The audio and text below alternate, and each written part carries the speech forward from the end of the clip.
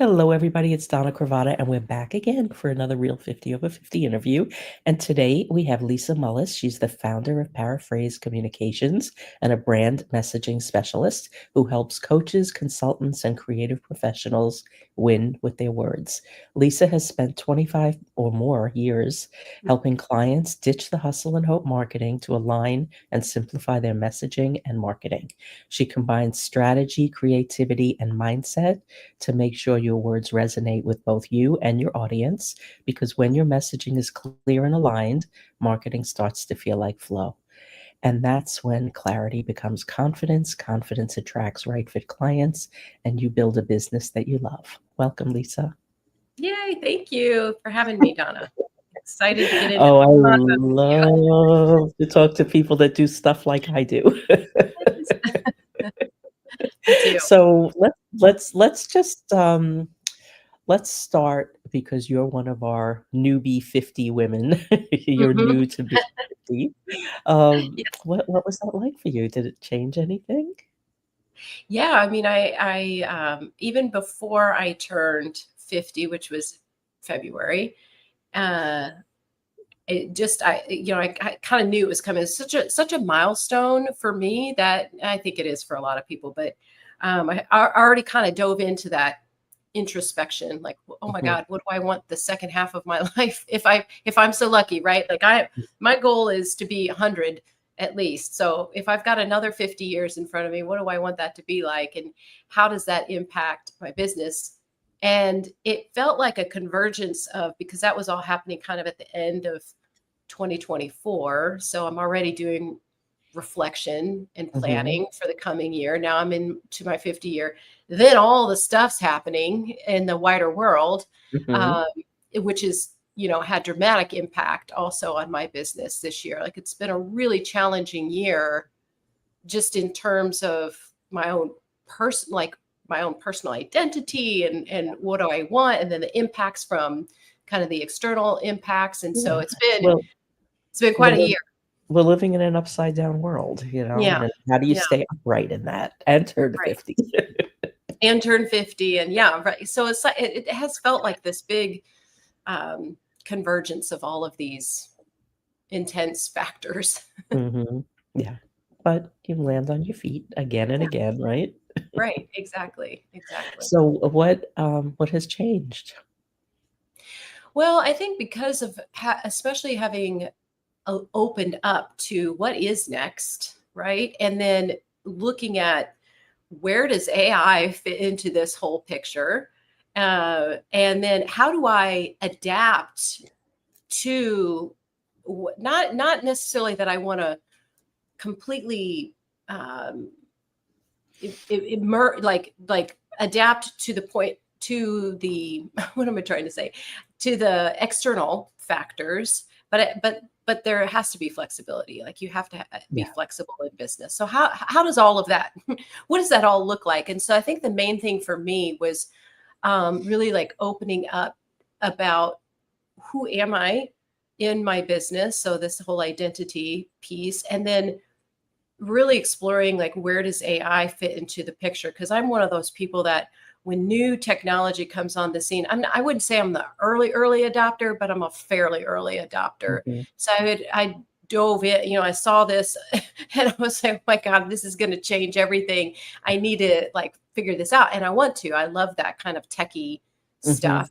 And so for me, that's probably been the biggest change, is just understanding how that component, that tool, is influencing my business, and how it really I've used it to also just open up my thinking and perspective on myself. Everything? Yeah, myself as a person, as a woman, as a business owner, etc. Yeah, I mean, I'm right with you there. I mean, right when ChatGPT came out, I had a product ready to launch on December 5th, and it came out on November 30th, and I was like, "Well, back to the drawing board, because that's not worth anything anymore." And I had the same experience. It was just figuring out who am I in this landscape because it's all going to change. And Right. Right. before you could really do anything with it, you need to figure that out. Yeah. And it Yeah. it I don't know about your experience with it, but it took a hell of a lot longer than I thought it would take. Yeah. What was your journey like to figure out where does this fit in? Well, usually I'm really quick at adapting to things Mhm. because I started my business in 2006. So I was like, this was before social media, Yeah. Yeah. and so I had to like as my business was growing and changing, I had to learn how to adapt quickly because everything was new, Mhm. and which was fine. And I figured it out. I figured it out years ago. You've got to kind of break it into two camps: the things that change and the things that don't change. Yeah. And, Yeah. so I figured like, okay, this is just one more thing, I'm gonna come at it skeptical. I'm gonna try and break it, and then I'll figure out where it fits. Mhm. And I kept thinking, okay, 2 more weeks, 3 more weeks, maybe a month. And I was like, okay, so now it's been 6 months, now it's been 8 months, now it's been a year. And all along, I was progressing and learning and figuring Mhm. things out, but it wasn't the quick fix, the quick Yeah. change, the quick pivot that I was used to. And it really made me rethink a lot of other things. And I think that was needed, because this is not just another tool or another new platform. It fundamentally changes the way we work, the way we think, the way we communicate, Mhm. the way all of the parts fit together. And just when you think you got it all figured out, you go to sleep and you wake up the next morning and it's totally different. Exactly, and I think that becomes both the challenge and the exciting Yeah, opportunity with yeah, it is because not only are you evolving as you're integrating AI into your work and stuff, but it is evolving like yeah. at rapid pace, and you have so many different iterations of it. So what I found is, and I appreciate that because it's exciting, when a new version comes out and you're Mhm. like, wow, it can do so much more, so much better. Uh, and then also like, how do you adapt to that? So it's this like the learning curve never ends with Yeah. this. And I would say that's true to some extent with other tools, right? Because other software and stuff that we use in our businesses is also Mhm. the updating and hopefully improving and stuff, but not nearly at the exponential rate that AI is. And the fundamental differences, it's Mhm. not like the interface is a little different. Oh, now I click here instead of Yeah. there. Oh, it Right. could do this one other cool thing, or Right. I really liked that. Why did they take it away? Right. This is like, okay, I need to think about this Hmm. because what I did 10 minutes ago is irrelevant now. Yeah. And Yeah. people aren't gonna need that. They're gonna need something else. And what is it that they're gonna need? And like, I think staying on the forefront of anticipating what people are gonna need, I think that that's the skill I had to sharpen. Mm. Hmm. Yeah. Do you feel the same way? Yeah, and also just figuring out as a writer, right? As with when the world sees AI tools as like, oh, so many people are like, oh, thank God, it's just going to do the writing for me because Mm, I hate writing. Writing's hard. That is a common experience for many people. And so, as a writer, how am I using AI? Like, mhm, where does it fit into the process? And so, for me, that was a journey this whole past year as I've right, really, really dove in deep. And I've come to, at least for now, a place where I feel like, okay, I feel very comfortable where AI fits into the picture. For me, it's about I've adapted a lot of my messaging development process and frameworks that I mm, use, built custom GPTs around those. So what it is not doing the writing for someone, but it's shortcutting the time between the blank page and something to work with, something to Mhm, respond to. Because it's so much faster if you've got something you're looking at mhm, to yeah, edit or say, I like this, I don't like this, versus the blank page. So that's been really huge. That's been a huge shift in the way that I work with clients, but also just the it's been a huge shift in the experience the clients are having with not just working with me, but in the whole process of mhm, messaging. yeah, and then, there's that whole piece about, um, you know, people only looking at the side of AI creates bad content, but Yes. you gotta Yeah. know how to use it. Yeah. You Yeah. gotta know. Exactly. Exactly. What for me too, a lot of what I've been able to bring into this picture, because my background is in graphic design. Mhm, I got trained as a copywriter. I have a journalism degree with focus on copywriting and also graphic design, but I just chose graphic design as in my early career. But because of all of that work and really being very comfortable working in interfaces and thinking about the user experience, for me, a lot of working with AI tools has brought forward how am I leading someone through the tools that I've created. So if I'm using custom GPTs, what does that look like for my clients to do mhm, that? So it's all the things around the tool itself that I've really had to think about and come into play, because my goal ultimately is that the whole experience feels smooth. mhm, It's clear. It's a calm experience for people to come in and because it's already, I think when you're using newer tools like this, it can already be a bit intimidating for certain people to say like, oh God, I don't know, how is this going to work, right? Like, what is this going to feel like using this in the process? And so I've really put a lot of thought into the whole user experience around mhm. the AI tools, which I've really enjoyed. Yeah, yeah, and I think that people don't know what tool to use Yep. for Right. whatever application it is that they have. Right. They don't know how to engage with them. They Hmm. just, ask very basic questions and get very basic content, Hmm. but the way to really get them to work is to, ask questions that are going to make those tools go deeper into their knowledge base. Yeah. And, I take a different approach than you because I don't use custom GPTs. I teach people how to use it, and Hmm.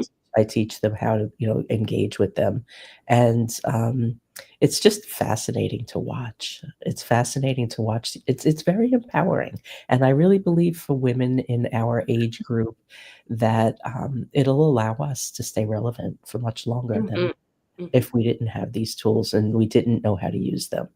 And, I find it all really exciting. I mean, it's a little scary for Yeah. sure. Yeah. It's exciting. What do you find, like, what are some of your favorite tips or hacks when you're working with AI? Um, understand what you want before you Hmm. ask for it. Like, be prepared. It's not Hmm. a g I don't consider it a productivity tool. I don't go in to use these tools thinking I'm gonna save time. I Hmm. think that's just gonna happen because Yeah. of the nature of how they work. But I go in, like, thinking, "Okay, what am I already doing and how could I do it better?" Hmm. Or what am I missing? Like, one of the questions I'll ask often is, I'll, be in a chat going along Yeah. with whichever tool I'm using, and I'll ask it to look for the gaps and the overlaps Yeah.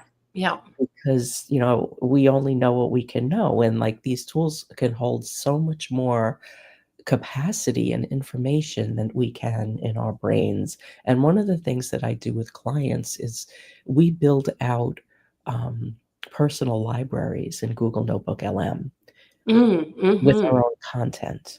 So Nice. now you're going in there and you're only dealing with your own content. So it's Yeah. going to be in your voice. Yeah. And when people start to use that and see what all the options are. And it's very easy because there's lots of like one-click options. Um, you can see their confidence in how they use the tools really Mhm. step Mhm. up because um, they feel like everything that they're getting back sounds like them because it's Yeah. their content, you know? Yeah. And like, the audio overviews in Google Notebook LM, like when Mhm. I'm interviewed, Mhm. I will take the interview, put it up, and have the audio overview go through it and create that little podcast and Oh, I see love what it that. pulls out because it Yeah. usually pulls out something that I don't remember talking about. Yeah. Yeah.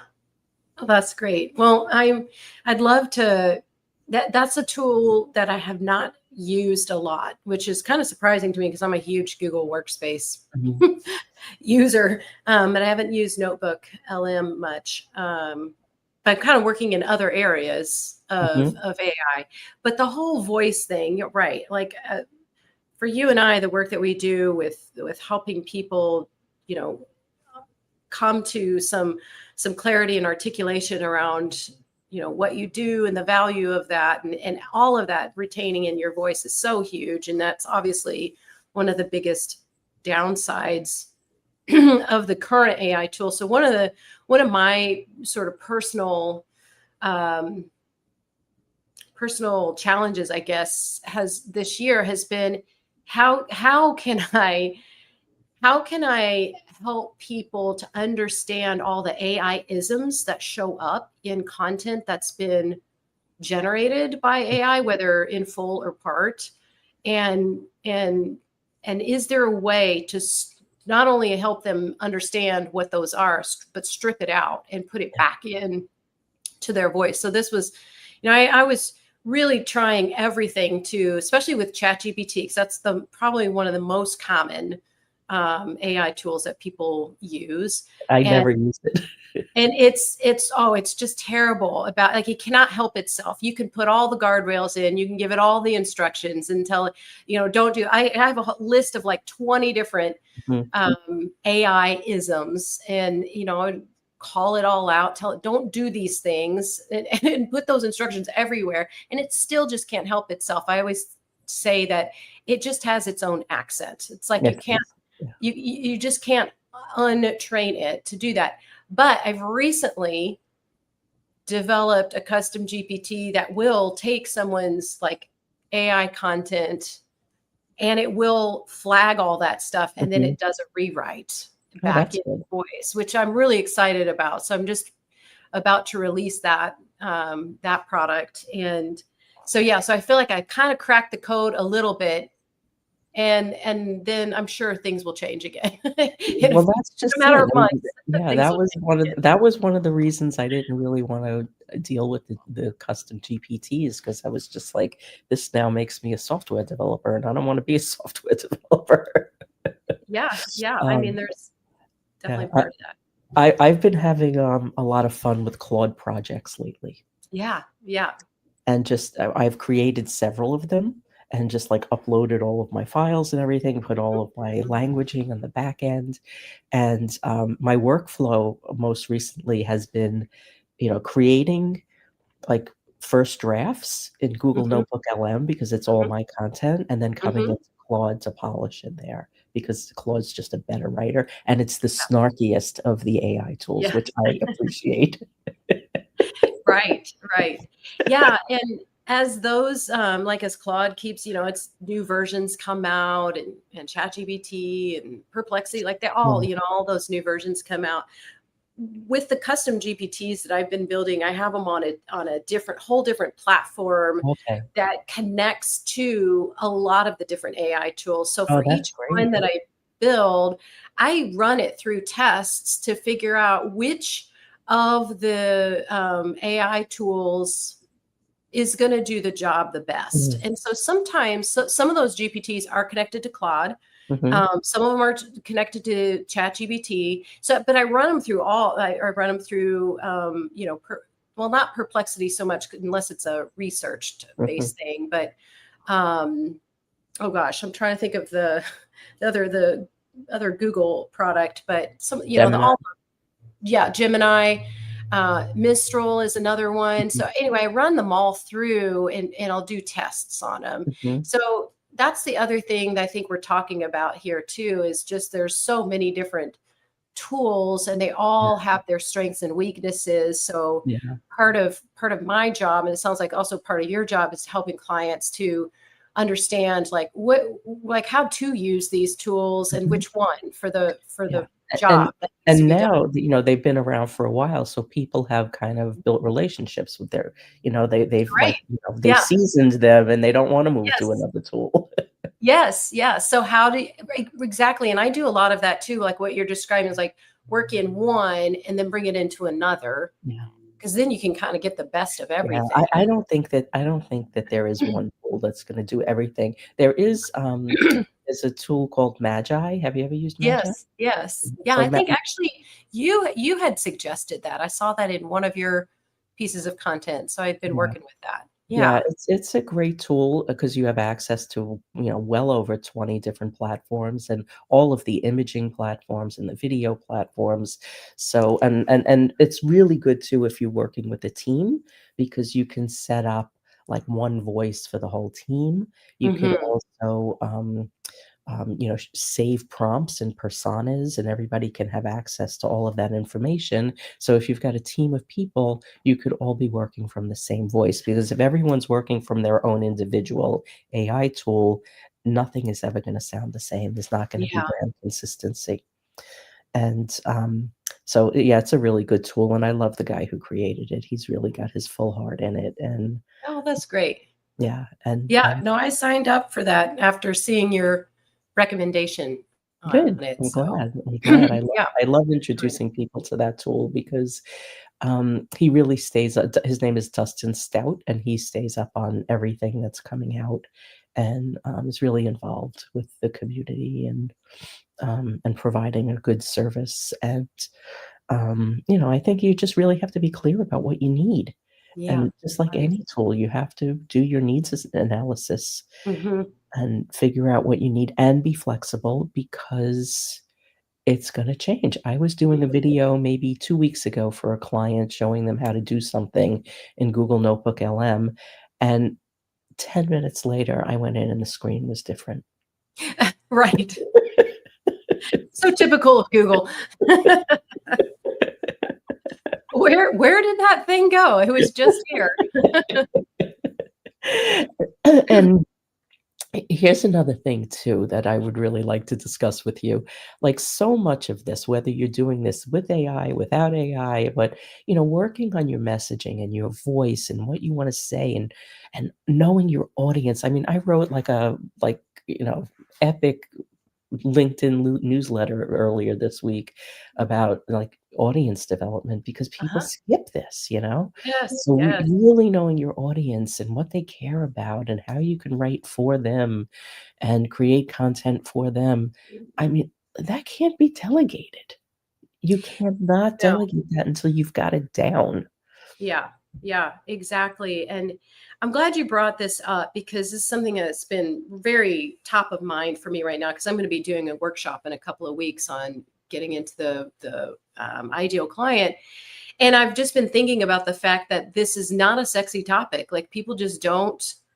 They is like, yeah, I know. It's like, yeah, I know I need to exercise. I know I need to eat right. Like Mhm. I know I need to do these things, but I don't wanna, and similarly when it comes to messaging, is like, yes, knowing your ideal client is so pivotal. And yet it like you're saying, you can't delegate it. It's a journey. It's not like you're going to figure it out one day, do all this work one day and then just know it. It's a journey that you're on, and you will, like, it's like, peeling an onion or going layers deeper in the ocean. Like you will continue to know more and more. And I think if you come at it with that mindset that, oh, this is a journey, just the same as I'm on a journey in my business, I'm on a journey to understand who it is that I serve and what's going on with them, then I think that opens you up to kind of get into it more and relax into the whole process of Yeah, knowing. But yeah, it's so key, and people just they want to skip it. They want to skip that they part. do. They do. And it's so important because if you're not speaking to the people, that you're just part of the noise. Right. Right. And that with AI, there's like an exponential amount of noise. Absolutely. And a homogenization of Yeah, all of that that's everybody coming. all sounding the same and, Yes. yeah, yeah, Yes. yeah, it's a problem. But the thing is if you're not part of that noise and you sound like you and you're consistent and you are, um, consistent in your voice and consistent in showing up, Mhm. people feel you before they Yeah. hear you, they see you, and then Yeah. there's no competition with noise at that point. Yeah. Agreed. Agreed. But you kind of hit on something that I think is another big piece, which is the consistency Yeah. part of this. Again, I do see this happen, and I've experienced this myself. It's kind of the shiny object syndrome, and where It's you very know, alluring. and when you're at doing marketing, when you're doing messaging work, the results of that work aren't always immediate. So if you're not seeing the results right away, something it's very easy to think, well, this isn't working, Yeah, and right? they're not also always immediate, and they don't come wrapped up in a pretty package. Right. Right. Exactly. So I understand the tendency to want to like, oh, I got to do something else. I got to move on.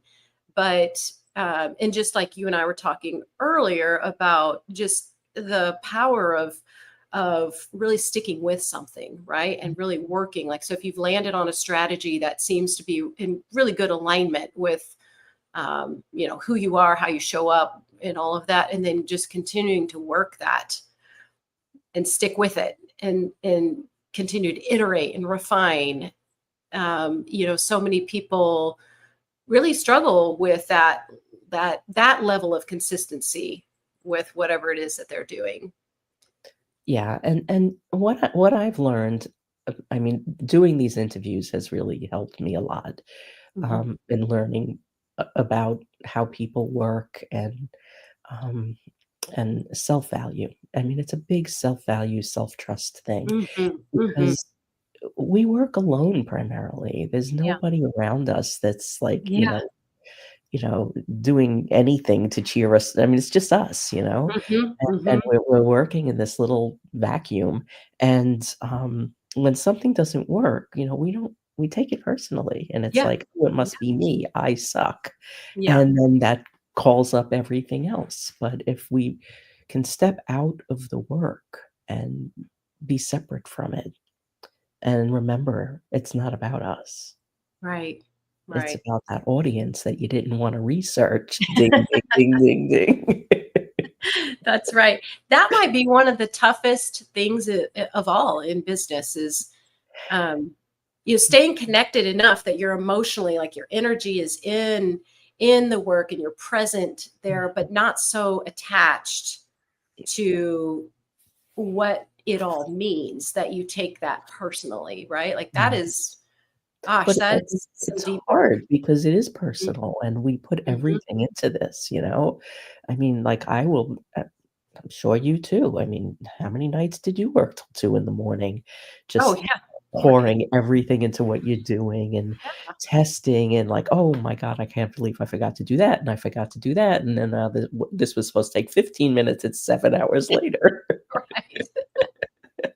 And Yes. you made 3 more turns along the way. Yeah. Um, but that's I mean, it's what we love and it's what we hate, and it's what makes this all so exciting, you know? Yeah.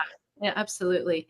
One of the things that came to me this year that I found very helpful is something that I continued now to go back to, which is this idea of thinking about what is the business need versus what do I need as the Mm, human in the business.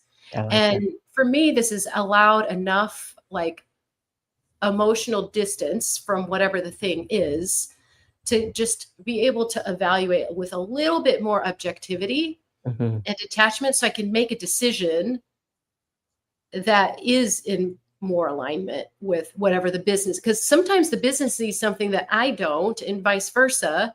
or the business needs something that I don't want to do. I, the human doesn't want to do the thing that the business needs, but I know that the business needs it. So just making that mental distinction between business needs and my personal needs has been Mm. really, it's been a huge shift for me I'm this gonna year. try that. That's really good advice. That's Yeah. really good advice, because it's you really get sucked into it, and, like, now I'm living alone. My son is all grown and flown, and, Hmm. you know, there's no distraction. I could just keep going. Yeah. Yeah. But you need that, right? Yeah. I don't have to feed anyone or pick anyone up or there's Yeah. nothing in my way, so I could just work for 79 hours straight, Yeah. Yeah. and I have. I hear you. Um, I hear you. but, yeah, it is great, and then, like, when it all comes together, let's talk about that a little bit. Yeah. Like, that feeling when somebody Yeah. gets it and it Yeah. lands and it works and they see this whole different version of themselves. Oh, yeah. You know, I did not anticipate that that would be the thing when doing brand messaging. I just thought, oh, like I know copywriting and stuff. Like learned all this stuff in school, and just as many designers end up having to do, you end up doing some copy work anyway with your Mhm. clients.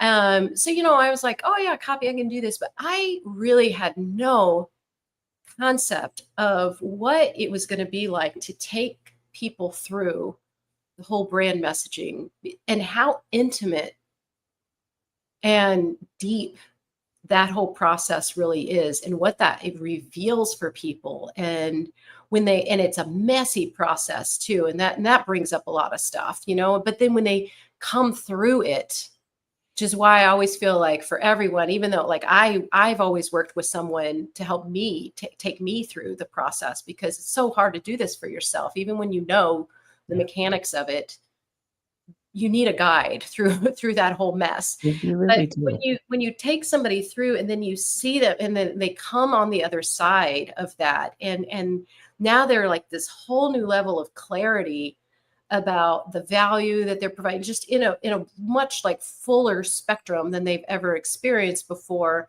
and they have new words to describe all of that, and that level of confidence, of course, that comes from it. Like that for me is it. Like those are the moments I live for Yeah, in the business. Yeah. totally, 100%.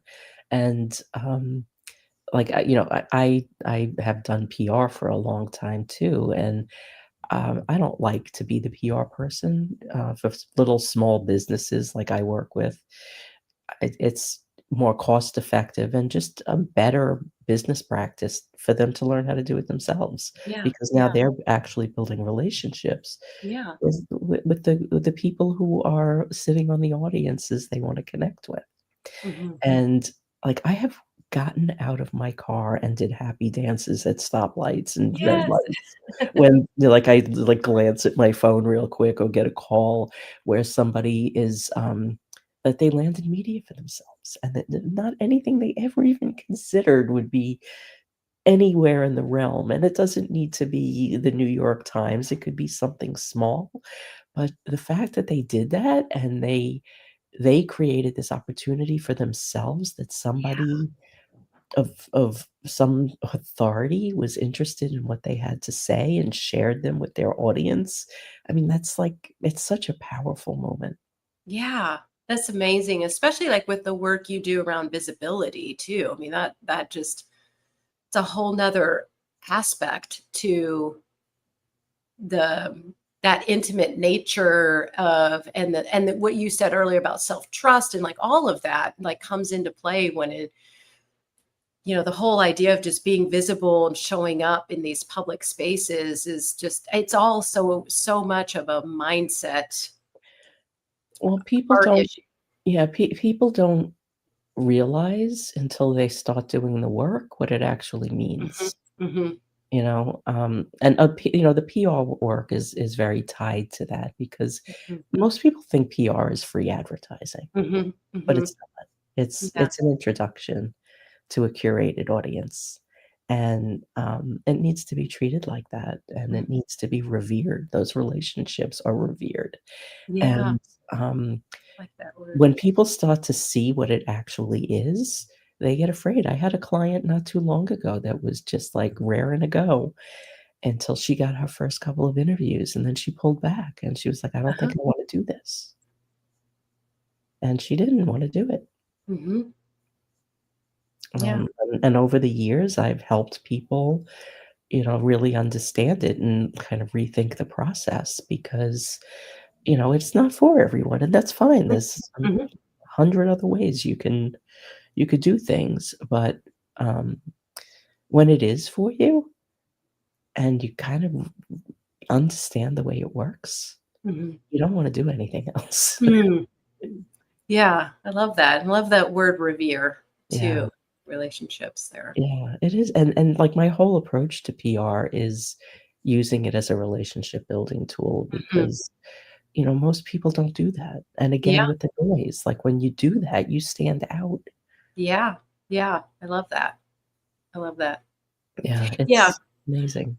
It's I just see you, I think just like with the relationship thing, because I see you operate, I think, similar to the way, like with my approach, where it's very relationship based. Like the marketing, everything is all relationship based, which takes time, right? Like that takes time to develop those mhm, relationships and those connections. And I think that's yet another reason why sometimes people may not think that it's working, or they don't understand the amount of time that is going to need to go into it. We have so many messages in the marketplace about things happening fast and easy, and all of the and very more transactional type of tactics for mhm. for Yeah, marketing and stuff. But when you're doing relationship based marketing, it's a slower process, but it I is, personally but find you it know more what? rewarding. It lasts. It It lasts. lasts. Yeah, yeah, It's foundational, yeah, because now, like, I actually was speaking to a potential client a couple of weeks ago, and she just said to me, "Well, why should I hire you?" And I said, yeah. Because I'll build you a foundation for your business like a Sicilian bricklayer." That's a great analogy. But those are and the mortar of that is the relationships. Yes. Yeah. And, like, when I do this for other people, because it's basically the same work, but I'm either doing it for other people or I'm teaching them how to do it. But when I'm doing it for other people, I'm not building those relationships for myself. I'm Right. creating these opportunities for them to step in Mhm. and build those relationships. Mhm. Like, I'm not saying, "Hey, I want you to meet this person." I'm teeing them up, and then they can go and say hi. Yeah. Yeah. I love that. Um, because, I mean, they're not, this is one of the reasons I never really like doing traditional PR because, most PR people wouldn't share their contacts or anything, Mm. Mhm. and Yeah. I wanna create the opportunities so people can build their own relationships because I don't wanna be the middleman. I Right. just wanna be the Right. person that kind of, orchestrates things under the surface. Yeah. Yeah. I hear you. I hear you. Yeah, every day I'm just I don't even have the words to say how it makes me feel that I get to do this every day. Yeah. But, Same. nothing I ever expected, you know? Yeah. Same. But that's one of the joys I really love being in business. I've been in business for over 20 years now, and I really love it because it's always changing. There's always challenges. The to-do list is never done. The learning never stops. I'm never bored. No, It's a constant evolution. And as I've been told and have since passed this on many times, because this is so true, it's the greatest journey of self-discovery that you'll probably ever go on. it Is really is. Yeah, is running a business. Yeah. I mean, Being an every day I'm 19 years in, and every day I sit down at my desk and I think, how will this day end that I Yeah, didn't expect? Like, what's yeah, gonna right. happen that I had no idea was gonna happen? And every Right. day something happens. Yeah, yeah, Every yeah. day. Oh, yeah, I mean, your day could just totally be it could within 24 hours or less, you could have a completely different trajectory Yeah, than you thought, yeah, yeah. which is And, exciting. I had dinner with a friend of mine last week who we've been friends since before I started my business, and she's a teacher, she lives a very traditional life, she does not get this. She is, like, totally risk averse. Like, Yeah. when I start to talk about my business, she just shuts down, and she's clearly not paying attention. Mhm. But what happened the other day, and I think you'll appreciate this because it really is about, like, flipping the story. Um, I didn't talk about me and my work and what I do, I talked about my clients, Mhm. Mhm. and she leaned in, Mhm. and she wanted to know more, and she started to ask questions, and, I mean, we closed the restaurant down, they were, like, mopping the floors around us. Yeah. But in Yeah. all these years, she had never had any interest. She was just like, "I don't know how you do what you do, but you Mhm. always do it. You always make it work." Mhm. But that was the extent of the conversation. But she cared because I told her the people's stories. Mhm. And it was, like, such a good reminder for me because I was getting too stuck in what I'm creating and what I'm doing and mass production. Um, Yes, but it I reminded understand. me to go back to the stories. Yes. That's my goal. One of my goals for 2026 is to tell more stories, Mhm. tell more client stories, tell more of my own story. Because I'm kind of a teacher at heart, so it's very natural for me to be teaching in my content and stuff, and I really enjoy that. But you're absolutely right. Like the stories are And nobody cares. I do the same right, thing. I'll go into, "Okay, well, you use this tool, and then do this and that," and then right. and they're like, I lost them at, like, ads. I know.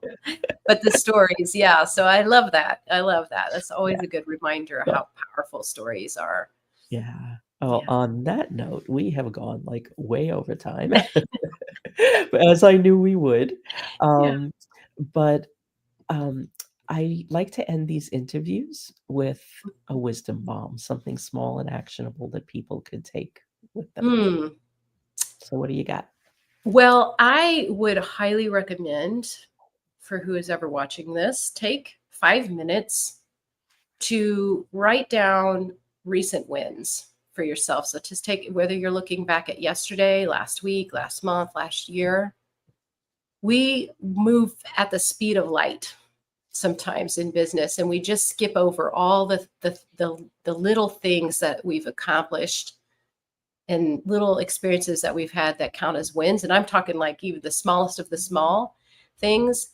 And there's such a power in writing that down and being able to look at that list and even come back to that list. So Mhm. maybe start the list, come back to it tomorrow, then the week after, and add to it, and you'll just be amazed by what you've accomplished and how that can propel you forward. So that would be my little suggestion.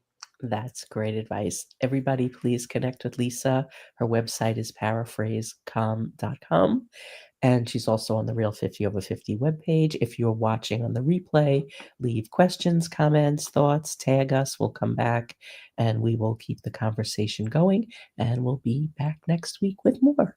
Thank you, Lisa. Thank you so much.